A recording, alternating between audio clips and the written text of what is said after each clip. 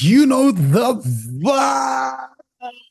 vibes. Welcome back to the 500th episode of the Hoop Genius 500. podcast.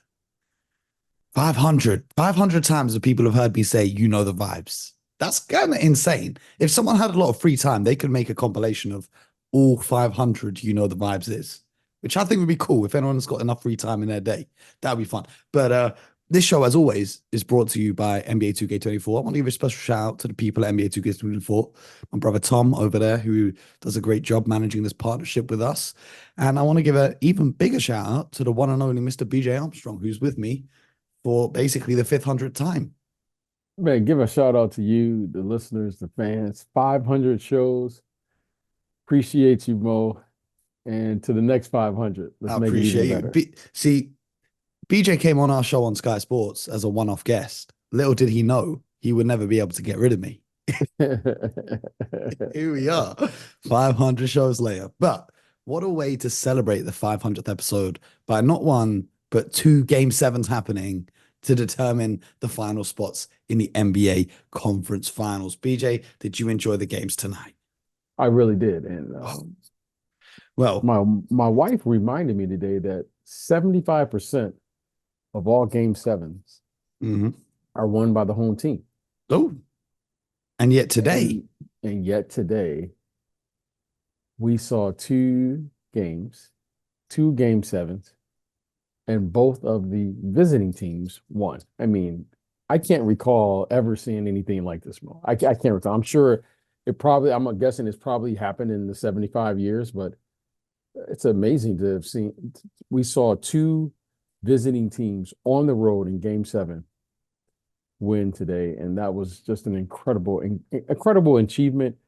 And talking about great games, especially the last game. I mean, the well, Denver I think we Minnesota should start game. with the last game. We ain't going to do it in order today because I'm too hyped to talk about this game. Because speaking of things that you don't usually see, the home teams losing game seven, the Denver Nuggets lost their third game at home. The reigning champions losing three Yes. games at home in a Yep. series.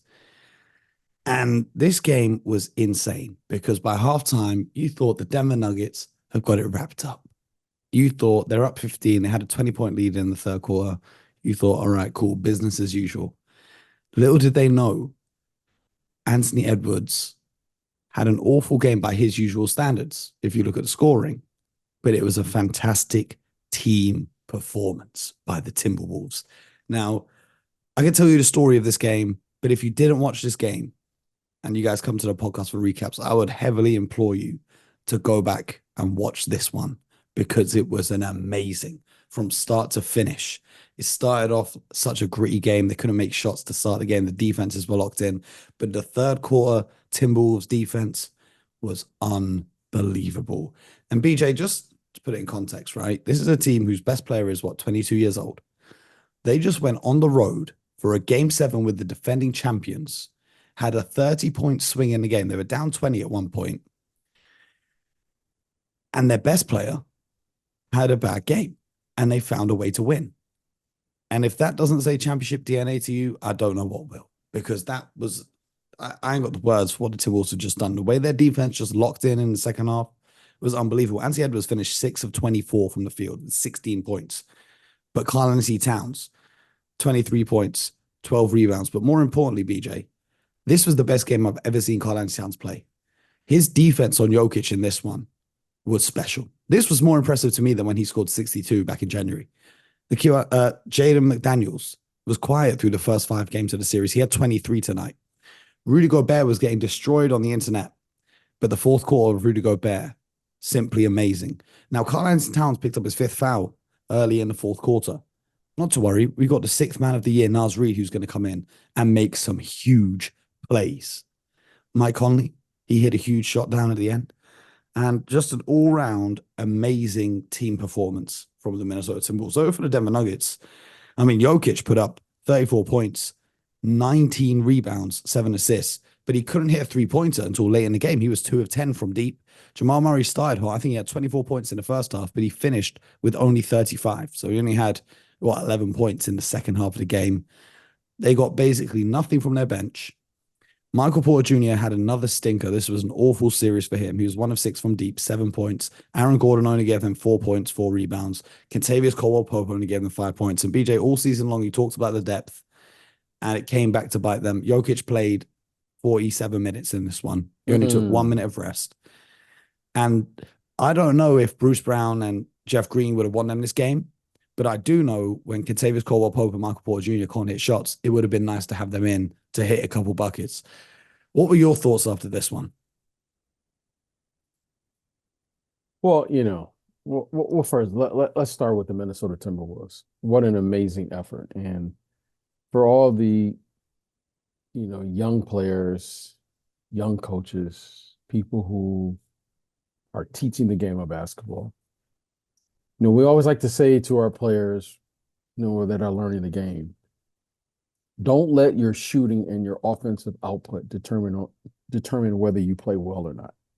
That was the lesson learned today in watching Anthony Edwards. He did not have a great offensive game by the numbers. However, what he was able to do, he was very effective. And his ability to defend, I mean, he got some steals there in the second half that were just simply incredible. Yep. And when your shot's not going, you want to get those easy buckets in transition. And the way he played was very inspiring to his team because he continued to play downhill. And when you have a player, Mo, that can play downhill, it allows you to play when your offense doesn't play well because he can create where there's nothing there. And that's what he did. Those guys hung in there. And when you're playing against a great player like a Jokic, I mean, he simply was dominant. And there were some parts of the game where he really dominated Rudy Gobert. But I want to give Rudy credit for being, he was he was persistent in knowing what he wanted to do throughout the entire game. And his persistence really paid off for him, especially in the second half. I thought him, Naz Reid, and Karl-Anthony Towns, I thought they did a terrific job. All three of those guys gave him different looks. Jokic was Jokic. However, he had to work for everything that he got tonight. And they really did a terrific job. I mean, this team, the Minnesota Timberwolves, they were fantastic. And Mo, we talked about it in the preseason. If there was one glaring weakness that this team had, it was their bench. And they didn't have the depth when you see the team. Do they have a championship caliber team? They showed you that they are a championship caliber team. However, Mo, they ran up against an opponent that just had more depth than them. They did the impossible. I didn't think it was possible to beat the Denver Nuggets 3 times at home. I mean, yep. To beat them and the 3 times at interesting home. part, BJ, in the first round, the Denver Nuggets were the kings of the comeback against the Lakers. Right. And tonight Right. they were the victims of the comeback. Yeah. And this was I don't know what's for you to be up 20 points in a game 7. I don't know what's the largest lead, but that was an incredible turnaround. And Well, for the them, largest lead at halftime in a game 7 that someone's come back from was 11 points. The Warriors did it way 11 back in the points, yeah. 50s, and they did it in 2018. And the That's what I'm saying. Timberwolves were Yeah. down 15 tonight at halftime. That's what I'm saying. I can't recall seeing something like this. So that makes sense. That was an incredible game, exciting game. And give the Timberwolves credit. They hung in there. It was like a heavyweight fight. They took a hit. Then Minnesota came out with a haymaker. They got back in the game. And then Jokic made a run. And then Murray made a run. And then Karl-Anthony Towns. I mean, A those heavyweight guys just fight. Yes. The Fury fight from the other night. There was a moment in the fight where Usyk rocks Fury, and he had Fury up against the ropes. He's wobbling. He was pretty much. They had a standing 8 count on him. Right. And tonight, that moment where they had the Nuggets on the ropes and you knew they'd won the fight was when Rudy Gobert hit a turnaround fadeaway to beat the shot clock. That was the moment where I knew this game is done because this is just destined. You remember the and one Rudy Gobert got late? The and one, like with I don't know if it was his left hand or what have you. That play that was just incredible. I just going to give Rudy credit because it's everyone, and I'm a Rudy Gobert fan, as you know. I really like Rudy, and people. I mean, he's a first ballot Hall of Famer, and what is he, four-time now defensive player of the year? Yep. I mean, what he does, I mean, we simply just kind of take it for granted. But he just hung in there tonight. I mean, And he do you know what's an underrated factor about Rudy Gobert? His conditioning is amazing. Like even at the end of the game, he looks like he could play another game. I'm a Rudy fan. I'm He not, just just for the record. he plays the game the right way, and he doesn't need plays to be effective. So, but congratulations to them. I'm really looking forward to the next round here. I mean, both the Eastern Conference and the Western Conference. Congratulations to all four teams BJ, it's for the getting first there. time, I believe it's the first time in NBA history. Or can you remember a time where the final four teams doesn't have an MVP? Yeah, I mean, I'm really looking forward to this. And you know what I'm really looking forward to? There's going to be a new champion. Yeah. So I'm Uh, really looking forward to this. I well, when I mean, say MVP, I mean a former MVP or a current MVP. Obviously, when Embiid won it, he was not making it into the I conference mean, we finals. got, Luca, Kyrie, Anthony Edwards, Cat, Gobert. So I think this is going to be Jaden terrific in the Western McDaniels. Conference. Jaden McDaniel. They got And KD, but we got Jaden McDaniels. If they win the yes, championship, that might be the greatest quote of all time. and you know what? And of course, the Eastern Conference. I Oh, mean, I know we'll we're get going to to get that. to it. Yeah, we get to it. But this was great and a fantastic effort by Minnesota. I mean, like I said, if you want to know what it means to just keep playing, even though when you're not playing well, just point to this game. It was a great game seven. And we saw something we've never seen before for a team to come back down 20 points on the road and win a game in game seven. And their best player was like what he was, he like 6 or 7 for 6 or 24 or something. 24. Yeah, Yeah, shout out and to they Tim win the game. Connolly. He built the champions, then built another team to beat the champions. So Yeah, how about that? How who about knows? that? Maybe the Charlotte Hornets should hire him next year. Who Okay. knows? Yeah, let me get this right. Everyone keeps talking about Tim Conley. And let me just get this right. You have a 22-year-old player who's in the Western Conference Finals, and you're just gonna leave that No to go. chance. So No yeah, chance. okay, good luck with Well, that he one. did leave Jokic and the Nuggets, so we don't know. But the Timberwolves must have they gave him like a stake in the team or something ridiculous. Yeah, So yeah, yeah, yeah. This is yeah, but it's also good luck with interesting that. that Alex Rodriguez is there and they don't know who the owner of the team is going to be in a couple of months. So it's like he's celebrating with Ant post game, but is he even going to get to buy the team? That's a whole nother thing. But yeah, honestly, you guys just need to tune in and watch that game because it was unbelievable. The other game seven that happened wasn't quite as exciting as the Indiana Pacers went into Madison Square Garden and won 130 to 109. And here's what I want to say about the Knicks. They lost game seven. Okay, cool. But you have to credit the heart of this team because OG Anunoby, he tried to play. He gave them 4 or 5 minutes, couldn't play anymore. Josh Hart, he shouldn't have been playing. He played. Jalen Brunson went off during the game. It ended up being a fractured left hand, and he had to leave the game. These guys gave everything that they've got in a league where load management runs rife and big players want to take rest. Credit to this Knicks team. And here's the thing that's interesting about the Knicks. You look at this team and they made it to one game within the conference finals. You think, what could they add?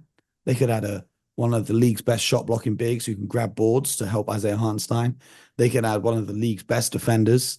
They could add a big physical forward who can help them score. They could add automatic bench scorer. Well, they're adding all of that because those guys are coming back from injury. You've got Mitchell Robinson, OG Anunoby, Julius Randle, and Bojan Bogdanovic who are going to be added to the mix. So credit to the Knicks, but also credit to the Pacers for winning this one. They were led by Tyrese Halliburton with 26. Nembhard gave them 20. Miles Turner gave them 17. Pascal Siakam gave them 20. Neesmith gave them 19. And TJ McConnell gave them 12 off the bench. And Isaiah Jackson gave them 9 off the bench as well. They had a great team performance. Their depth really shone out in this one. And BJ, the Pacers did not, it felt like they did not miss a shot in the first half. The 76.3% from the field that they shot in the first half was the highest scoring percentage in any playoff game in the play-by-play era, so since 1998. And I believe that they finished the game breaking the field goal percentage record for a playoff game, finishing with 67.1% from the field. And, the Knicks, they're tired, they're injured, they're broken, and they're just not getting to the closeouts. They're not getting to the rotations. And in the end, we said it at the very start. The longer this series goes on, the better it is for the Pacers. And it went as long as it could go, and the Pacers took Yeah. the win. Yeah, Mo, at the halftime of the second game, I was really kind of feeling pretty good about myself. I was like, you know what? The first game, the Knicks, I was like, I just didn't see a way that the Knicks could continue to just play basically with like three and a half players. I mean, and it came back and it was on display. I mean, the Knicks wanted to win the game. They tried everything they could to win the game. And then I thought, well, Denver is probably going to take it. They're up 20, and all of a sudden there was a big turnaround there. But the thing that stood out to me was the point guard play of the Knicks. I mean, I'm sorry, the point guard play of the Pacers. I mean, Mo, it was, I was just looking at the numbers here. Okay, and I'm not a big numbers guy, but Nimhard had 20, Halliburton had 26. All right, that's 46 points. And then McConnell had 12. That's 58 points right there. Okay. Nimhard and Halliburton had 6 assists apiece. So that's 12. And McConnell had 7. So you get 58 points and 19 assists Hmm. Hmm. from the point guard. Just the point guard play. Mo. Well, I mean, they're playing them harder too, but I see what you're saying. Well, Nimhard and what's the name? They're sharing the duties at the point guard position. Okay. To get 58 points and 19 assists in a game 7 from one position. That's hard to overcome. Absolutely. Even if Dante DiVincenzo gives you 39, knocking down Yeah, 9 threes, and yeah, Alec Burks, 26 points. It's hilarious. yeah, Dante DiVincenzo and Alec Burks have had better game 7 performances than a lot of people's favorite players. yeah, exactly. I mean that's hard, but give the Pacers credit. I mean, they just their depth. I mean, they just came in. They continue to push the pace. And, unfortunately, Brunson got hurt. Now, that was a big blow when what did he do? Fractured his hand? Is that what Yeah. happened tonight? So I mean, when you look at this team, I mean, they're just devastated with injuries. Brunson, Hart, Anunoby, uh, Julius Randle, Mitchell Robinson. What are you supposed to do? 4 out of your 5 starters are like hurt. Um, They, Mitchell Robinson is like, and shout out to Isaiah Hartenstein because he yeah, really made himself some money this series. yeah. I mean, he didn't have big numbers tonight. I don't think he scored. He had about 7, 8 rebounds. But you know what? He gave you the effort, so it was a good fit for the Knicks. And so I think with them bringing these guys back, if that's what they choose to do, they're going to have a lot of hope and a positive energy coming back for next year. But I think they're going to do something more with figuring out a different way to play. I don't think these players continue this level of play because they're playing so many minutes.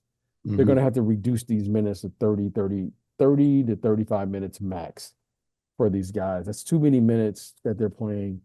And you can see the way their bodies reacted at the end of the year. Um, they just broke down. And I want to say this. Here was another time, another year where I thought, even though they had the injuries, that they had an opportunity and they should have at least advanced to the conference finals. I think the last 2 years, and this was a successful season. I think last year was a successful season and this year, but they left food on the table, right? They left something there where I thought they should have at least advanced to the conference finals. But give them credit. Those guys, they put it out on the line, but you don't want to miss these opportunities when they present themselves. Absolutely. Now, BJ, this is our 500th episode. So the little treat that we have for ourselves, thanks to the NBA schedule makers, is there's no game on tonight, which means we Oh, actually get a day off oh, from the podcast. But oh. before we do that, we've got to look ahead to game 1 of the Eastern Conference Finals. The Celtics and the Pacers are going to be in a series against each other. I want to get your take on this series. Who wins and in how many games? I'm going to say this one, and I was thinking as I was watching the series, thinking there's no way that the Knicks, if they won that game, there's no way that would be 4-done. I Yeah, mean, there was no way, respectfully. respectfully, because of just the injuries. But I think the Pacers have a chance in this series. I really do. I do, and I'm going to tell you why. I'm going to tell you why. I'm going to tell you why. One, Um, what's his name? The point guard they just Tyrese picked up. Halliburton, No, from Boston. Drew Holiday, Derek Drew White. Holiday. Drew Holiday can't guard everyone, but then you have Derek White. Jaylen Brown's a pretty good defender too. Jalen Brown's a terrific defender. But I think up front, I'm really expecting Pascal Siakam to like show out in this series. I don't, and I'm When not he was on sure. Toronto, Jaylen Brown did an amazing job guarding Siakam, even though he's Okay, smaller than and him. I, I, I just think they have more depth. Again, the depth of the Celtics have always concerned me, and I don't know what's the unicorn doing? What's he doing? I don't know if he's going to be playing until at least game 4. Okay, so, and Uncle Al and Miles Turner. And I normally take Al in the series, but I think Miles Turner plays kind of like Al Horford. He's a They're stretch not five. undersized. Yeah, he's like a stretch. So I think I'm going to see how this game kind of feels. I think if Jason Tatum can establish himself, which I think he will, if he's the most dominant player, not the best player, but he has to be the most dominant player in the series. I don't see anyone matching up with him. However, however, I just think the guard play, because they play better sometimes without Halliburton on the floor. I want to see the battle of the best white backup point guards in TJ McConnell and Peyton Pritchard. I want to see which one, because I know those two are going to be up for it. I want to see the battle of the Well, great yeah, white point I think, guards. but I'm just gonna I don't Drew Holiday can't guard everyone, so it's gonna be fascinating. But I'm Well, gonna pick the if we Celtics. break down, let's break down the matchups, right? So Drew Holiday, who's he guarded? I'm gonna say he's probably on Halliburton, Okay, Derek White, who's he guarded? Nimhard. And Jaylen Brown. I don't know. I don't know how. Siakam or Neesmith. Jaylen Brown and Jason Tatum are two pretty good defenders that you got on those guys, and Al Horford on I want to say. Miles Turner. See, I think Siakam and Jason Tatum. I think that's a tough matchup. I think that's a tough matchup because Jason Tatum is normally he's taller than everyone, but Siakam is what he's got to be what 6'8", 6'9", somewhere around there. So I think that's a good matchup. Nate Smith is a good matchup, and Miles Turner is a good matchup. So I think this comes down to the bench play, and you got McConnell, you got Shepard, Obi. I want to say the Celtics. I want to say the Celtics in 7. I want to say the Celtics in 7. I'm gonna say that at 7, just because I know they can push the pace. I know they can play fast, but I'm a little skeptical right now. But I The want to say the Celtics. I'm the gonna say the last Celtics. time Jaylen Brown got a Pascal Siakam in the playoffs, Pascal Siakam scored 43 points of 19 of 43 shooting, including 2 of 12 from 3 and only 5 free throws. If Jaylen Brown can defend like that, it's pretty good. I'm gonna say the Celtics. I'm gonna say the Celtics, but I'm a little concerned. I'm a little concerned for your Celtics. I'm always concerned for my Celtics. I'm going with the Pacers because that's what I do. Oh, That's what I do. You know me too you know well. what? The jig is up. Oh, big Well, deal. hey, you know what? You know Here's what, one thing Mo? that's interesting, BJ, though. I've been thinking about this. Now, my biggest problem with the Celtics is when the game really slows down and the offense becomes stagnant and they play one on one. The Pacers love to play up and down, fast basketball. Do you think that actually helps the Celtics because they're not going to get into this bogged down, slow offense that What's can kind of the crank down? what's their season record? What was their season record this year? I know that the Pacers knocked the Celtics out of the in-season tournament. Throughout this season, the Celtics won the first matchup on November the 1st. The Pacers then won on December the 4th. The Celtics then won on January the 6th. The Pacers then won on January the 8th. And then the Celtics won on January the 30th. But this is before the Pascal Siakam trade. So they've not actually played this current iteration of the Pacers team. Yeah, I think this goes seven. I really think this is going to go seven. I think this is going to go seven because I just think the pace, and I think I think the guard play and the forwards, I think they all kind of, wash themselves out. But I'm concerned because I see a huge advantage up front for the Indiana Pacers. Yep. This is a series where I think they're going to need Porzingis. And if Al gets in any type of foul trouble or he doesn't play 38 minutes plus, which that's a lot of minutes for Al, I think that's going to be a problem for them. I really do. I think that's going to be a problem for them. Well, the one game that they played without Porzingis in this season, the Pacers won 122 to 112. Al Horford finished with just 2 points in 31 minutes, but he only took 3 shots. Yeah, I just think that I think I'm going to be watching how they're going to, when I say they, the Boston Celtics, how they're going to defend, how they're going to play, and what they're going to do to neutralize Miles Turner and company.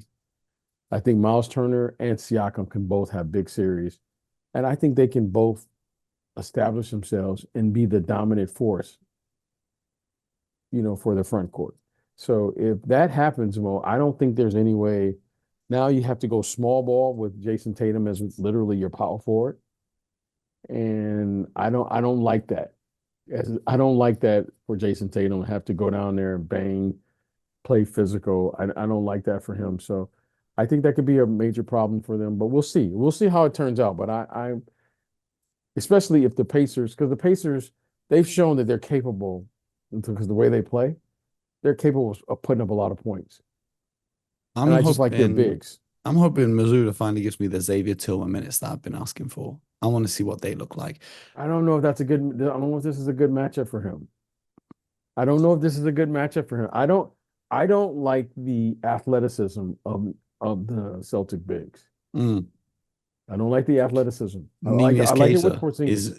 Is the athletic big that the Celtics have, and I doubt he gets any minutes. We'll see. But let me ask you this though, BJ. The Pacers played a game 7. They've got 48 hours now, a little bit more than 48 hours until they play game 1 against Boston. Boston have been chilling for like a while now. Who does that favor coming into game 1? The team that's in rhythm, just off a big win. They've just won the last 2. Just from New York you're just going from New York to Boston. I think it favors the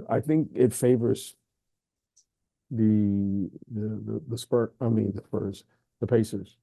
I think it favors the Pacers. Game 1, because their bodies will be live. It's kind of a fill-out game. I think if I'm the Celtics, I want to win these first 2 because these young guys, what do they have to lose? Like the Celtics don't like winning game 2s. Yeah, that's what I'm saying. That's what I'm saying.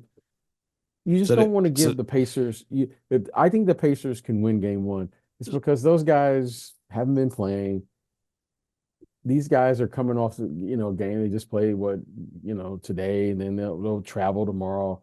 They're young enough, and then they'll come out with a lot of energy. And I don't know if the Celtics have and you can't play zone against this team, at least by the way they shoot. Talking about the Pacers. So I like the Pacers maybe pick up this game. And I just know this. If the Celtics allow the Pacers to get a game early in this series, I think this will be the one that come back to bite them. Because they always have, they always have a game where they just kind of like take off. Well, I don't think you can do this with this team, I just don't. They have struggled. The Pacers have struggled, especially in the first round. They struggled to get, barely get by this round. But at some point, you start getting confidence. And there's no reason for them not to come up because they have an advantage now, especially up front. And I think this will be an opportunity for them to maybe put it together and show what they really have. They were the runner-up in the in-season tournament for whatever that means. I just wanted to say that. And then here we go. So But the what Celtics were the happened? runaway best team in the NBA regular season. They Yes, they breezed through were. the first two rounds by ridiculous scoring margins, despite dropping a game in each series. They have had extra time to watch this team closely and be able to come up with a game plan for them. I know Joe Mazzulla is looking carefully at what they're doing and trying to find a way to neutralize it. And I think talent-wise, despite the Pacers having better depth, the Celtics have better talent across the board. So I'm a little bit, as a wise man once said, I don't get nervous, but I'm a little bit shaky. You know Yeah, that one yeah, you now. You should know be. what I'm Yeah, you saying? should be. You should be. So that's that. We'll be back after that game one to recap that and we'll preview the Western Conference Finals as well. But BJ, 500 episodes, man. I appreciate you putting up with me for all 500. And And the same, the feeling's mutual, and we got 500 more to go. So we've got more let's than get it, my 500 friend. to go. More than 500 to go. Shout Let's out to do each and it. every one of you who listened. Um, everyone's asking what I'm going to do to celebrate 500 episodes. I'm going to do 500 more. I'm going to That's tell you what I'm going to do. Go I'm going to ahead. get a little sleep. All right, that's a good plan. I'll tell you what I'll do. I'll tell you what I'll do for the fans. And if you send me, if you tweet me or send in the Discord or send on Instagram, send me your favorite clips ever from the first 500 episodes of this show. Me and BJ will look at them, and whoever sends us the funniest moment, I might just give you an NBA jersey. How about that?